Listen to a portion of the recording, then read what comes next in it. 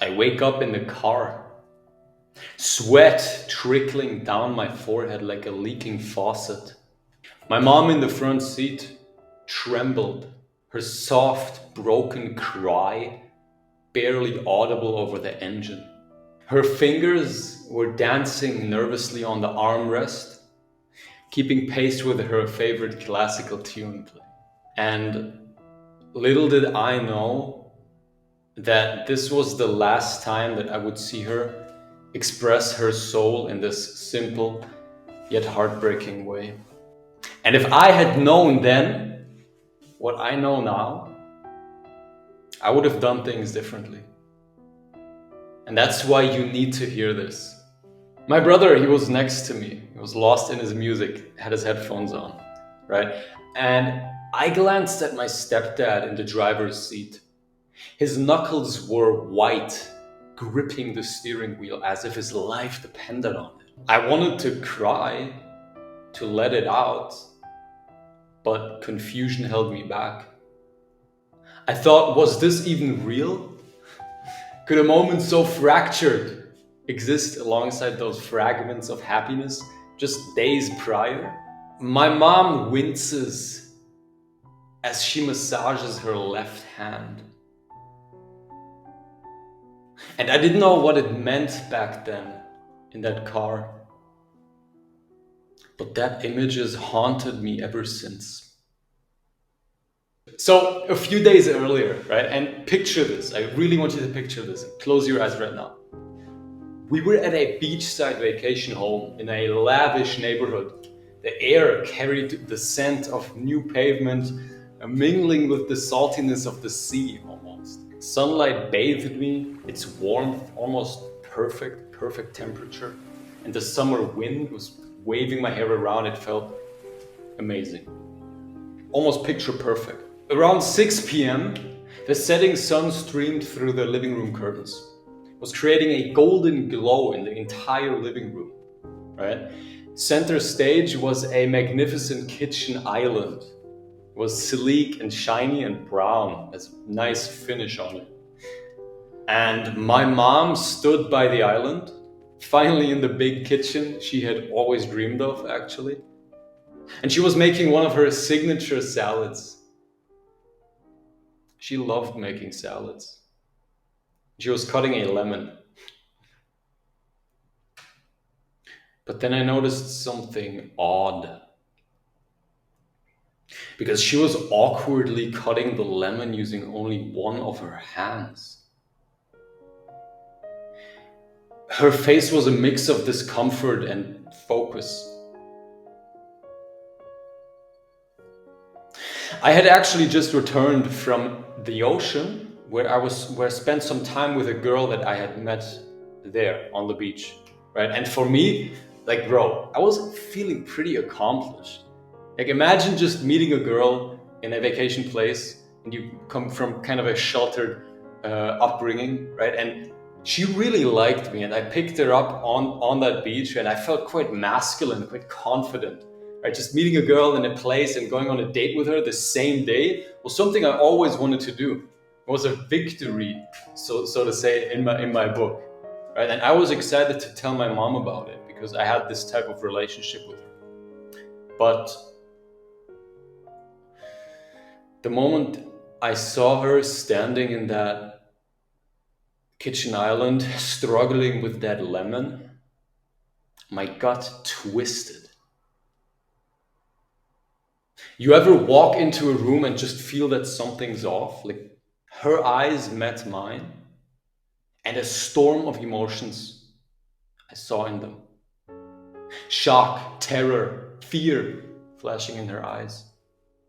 Like, really imagine your mom's face twisted with those feelings, looking at you like she's hiding the world's weight. I asked her, "Mom, is something wrong?" She turned to me. She looked into my eyes. Her mouth opened, lips parting as if to unleash something monumental. And then, nothing.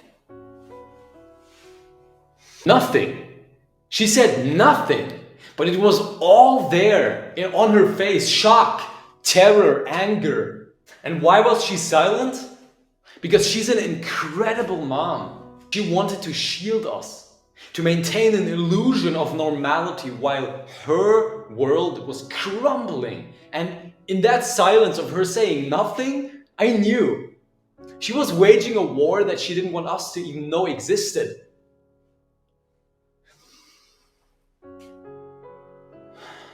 She still had a knife in her one hand, the one that she used to struggle through that lemon.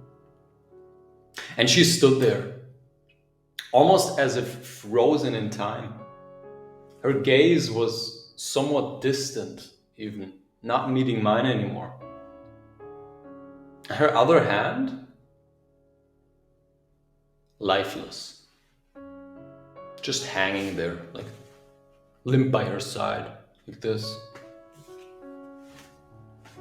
I had to break the silence, to ask the question that's been gnawing at me ever since I walked in that door of our beautiful vacation home.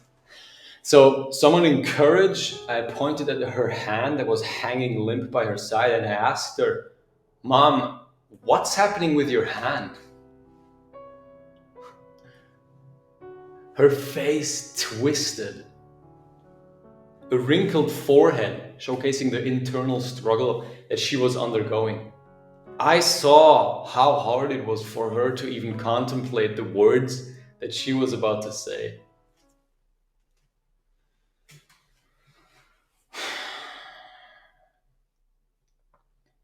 It's paralyzed.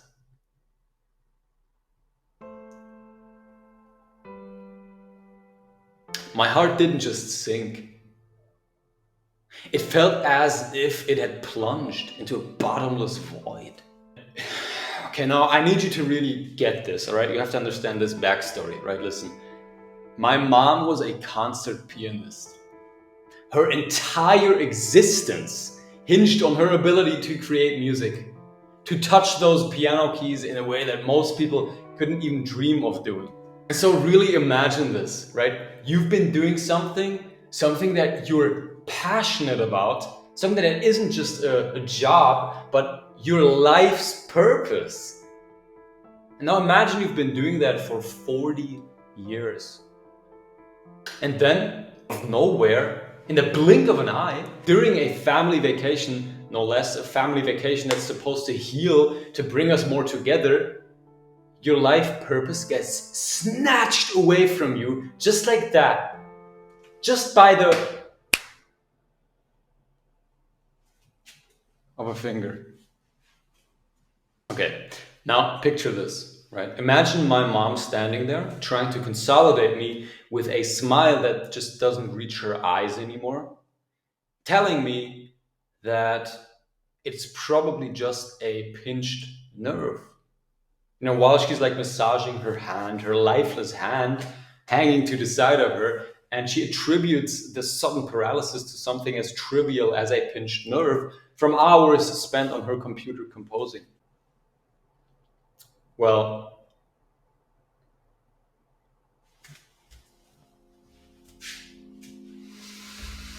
I wanted to believe her so badly, you have no idea. But there was this sinking feeling, like an uneasiness that I couldn't dismiss. It was like an alarm bell ringing softly but insistently in the back of my mind. You've probably had this feeling before. And I saw it in her face too. Unspoken fear. And my mom was an eternal optimist, right? The woman who always saw the glass as half full. But she looked like she was gasping for hope. Even when something inside her screamed that it was worse than just a pinched nerve. And it made me sad.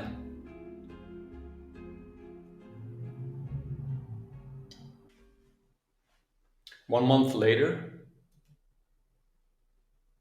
she was gone.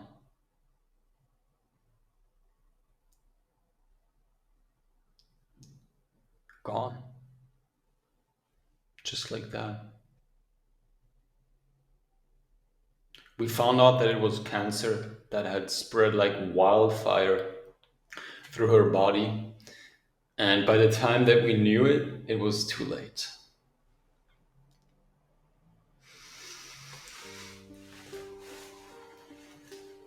I remember being at home in the living room that had hosted so many family memories, now becoming a stage for our nightmare.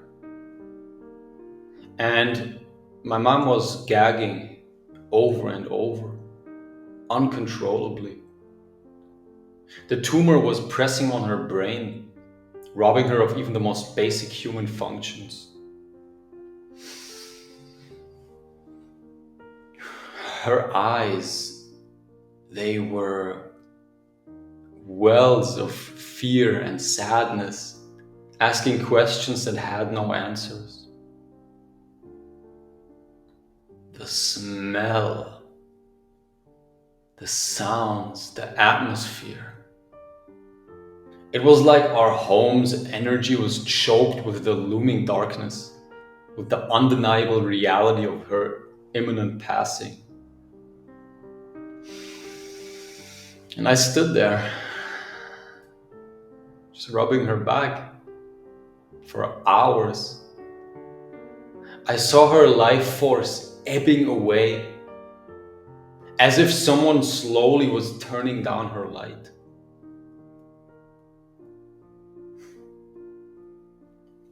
Until there was no other option. We called the ambulance and they took her away.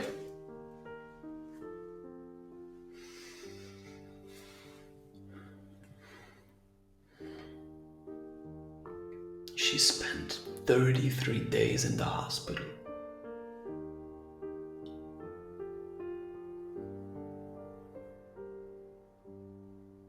I was able to say goodbye. That was it.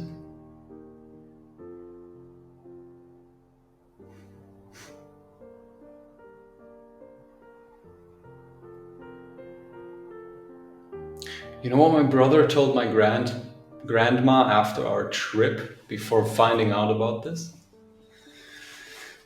He tells her, "Grandma, it feels like we're finally a real family."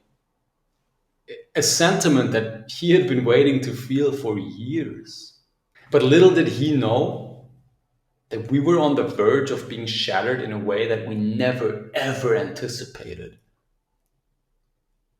And this is how quickly it can change. For you, for me, for anyone.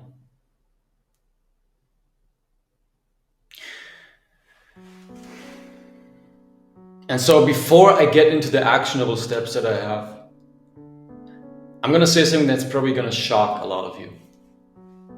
I am grateful for the adversity of my mom's death. Of course, not for the loss itself. That's a hole in my heart that's never gonna be filled. But for the catalyst that it became in my life. Because it shook me out of complacency. It forced me to take extreme ownership of my own life. It made me completely reinvent myself. And because of that, I'm actually the most happy and the most fulfilled that I've ever been. So, thank you, Mom, for the lifetime of love and for imbuing me with self-belief. Thank you for how you've raised me. I know that you're proud, and I promise I'll keep striving to make you even prouder.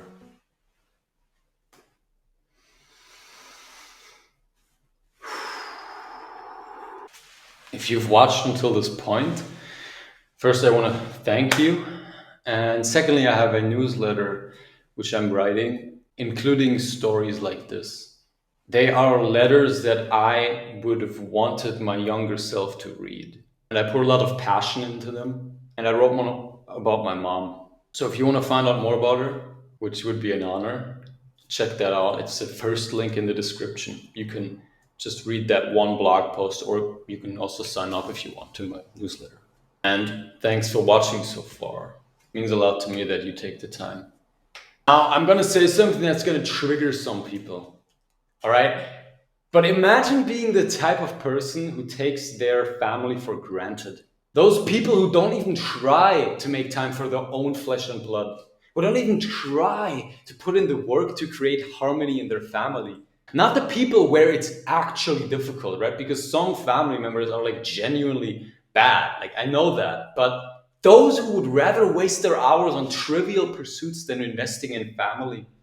For a whole year after embarking on my self-improvement journey, which has only been about a year and a half long, which is crazy.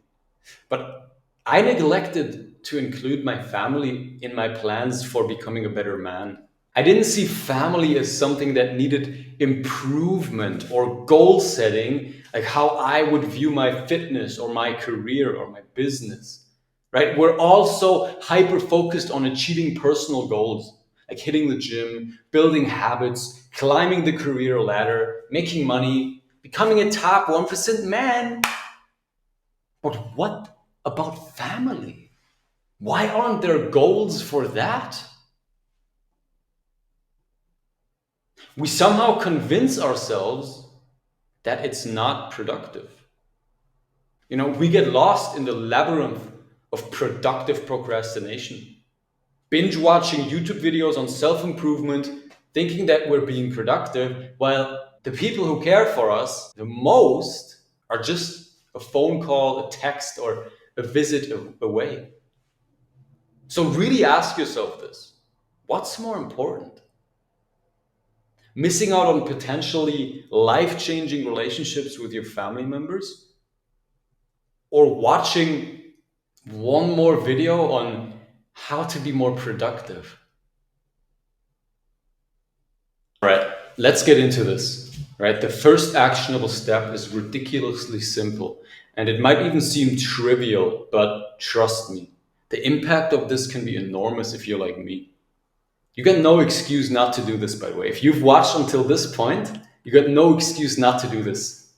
So open up your Reminders app right now on your phone and go ahead and set a daily reminder to send a message or say something nice to your family. Not just your mom or your dad, but anyone that you consider family. This could be your brother, your grandma, your uncle, your sister. Us young people as a generation are so screwed over and indoctrinated by tech like TikTok, Instagram, YouTube, that our attention span is trash anyway. Our dopamine receptors are fried. Like, my attention span used to be so fucked. I was always so zoned into my screen that the real world became the background noise. You already get this, right? Our families become an afterthought while we're mindlessly scrolling. It's pretty messed up if you think about it. It's us versus these media tech companies. It's us versus them. And without this reminders thing, even while I wanted to prioritize it more, I would text him maybe once a week, once every 2 weeks maybe. Here's my setup right on the screen. I have this for my girl, my stepdad, my brother, and my grandma. And now I want you to actually add this to your morning routine. And it's so simple. Make it a non-negotiable part of your daily rituals, just how you do with everything else. Just how you do it with the gym or your business, meditating. Make this a part of your self-improvement. And you know what's the interesting part? You know what the only reason is that you're not already doing this? Fear. Fear of what? Awkwardness. Of being cringe? Being vulnerable? I had those fears too, and let me tell you, they're garbage fears. We're hesitant. And for what? Afraid that they will judge us? Afraid that they will find it weird? You're afraid of that over your own family? They might not start the conversation, but they sure as hell will appreciate it when you do. I started doing this 2 months ago. The first time I sent that message, my grandma was so taken aback. You know how happy that made her, bro? She mentioned it a while ago to my girl with a proud smile on her face when we were eating at a restaurant together. Imagine how great that feels as a young man. Don't underestimate the little things because they add up. Now, don't be one of those people who watches this video, nods, but then does nothing about it. I want you to pause this video right now, pull out your phone. Like, you have your phone next to me. Don't lie. You have your phone right next to me. Maybe you're even watching this video on your phone. Pull out your reminders app and jot down that reminder to make it ping you every single day at the same time. You can miss a day here and there. It's nothing. Oh, now I'm obligated. It's a reminder because deep down I know that it's important to you. You can even, if you're serious about this, like, you can even make this a habit in your habit tracker. So do it right now and don't move on with the video until you've done it. And if you have just set that reminder, you've just done more to fortify your family's bonds than most people do in an entire year. Look, what I'm about to share is not for the faint of heart. All right. So if you already got enough value or inspiration from this, you can stop watching. But I'm pretty sure that most need this exercise to really make a change in their behavior. And extreme high performers actually do this. Like, leaders, top 1% people often use visualizations to motivate themselves and gain clarity. And we're going to harness that power right now. Follow along with my voice. Just listen to me intently. Close your eyes. We're going to visualize your family's death. Take a deep breath.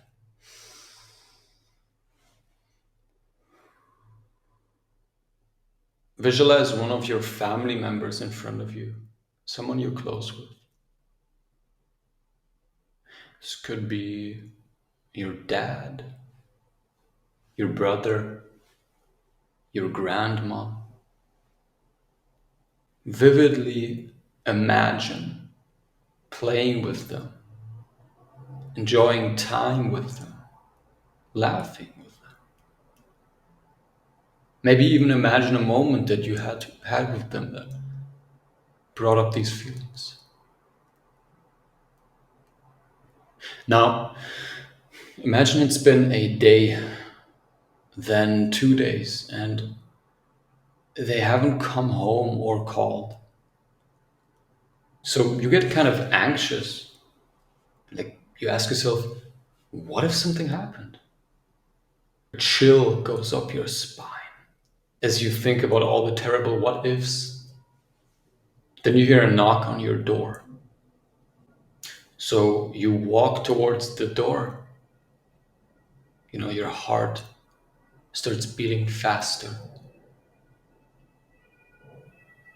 You open the door. It's the police.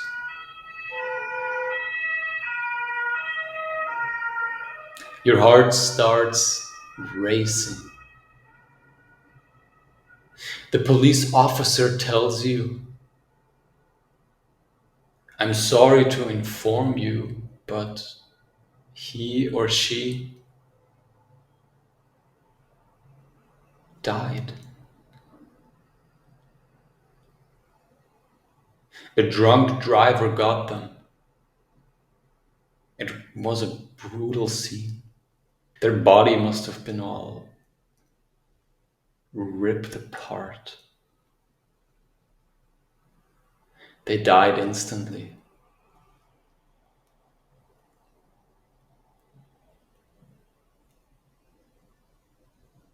Open your eyes. What do you feel right now? Forgiveness? Anger? Gratitude? Maybe regret?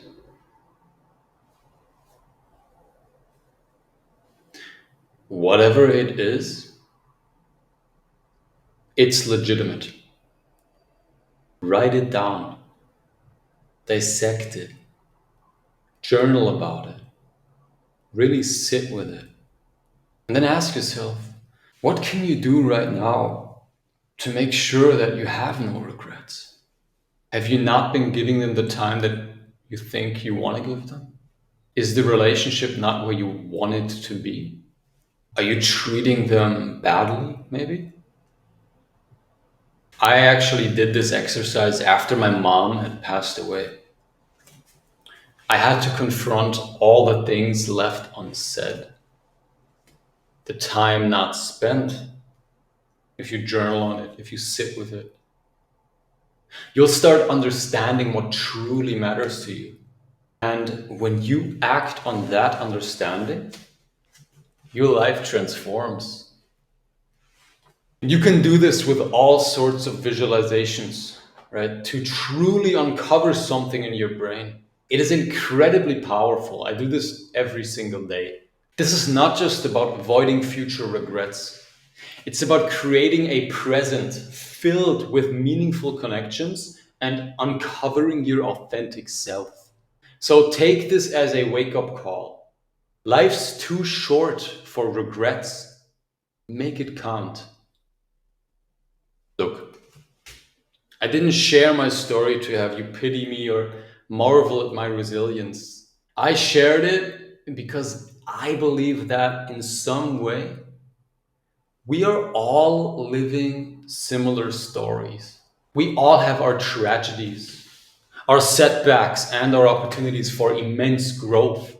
So if this message did hit home for you, if you found some reflections of your own life in my story, don't just sit there, but act. Reevaluate your priorities and don't shy away from tackling the hard truth about morality and missed opportunities.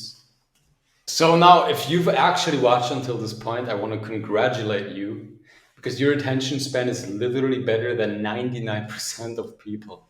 Share your struggles, your breakthroughs. I'd love to hear them. Let's make this a community of people dedicated to growth, even when, or especially when, it comes through adversity. You actually want to read more about my mom, the situation, how it made me feel, how I overcame it. It's in the description, it's the first link. And like I said, you can also subscribe to the newsletter. It's a very passionate project of mine where I write a learning letter every week to my younger self. It includes a lot of stories like this one from my life and what I learned from them. And thank you for watching until the end. Like truly, it helps the algorithm a lot and shows me that my message is important. So like if you've watched until, please leave a comment. I want to know who you are. And the next video that I upload will be a story of how I battled death and how I cured my incurable disease. So I'll see you there. Thanks for watching.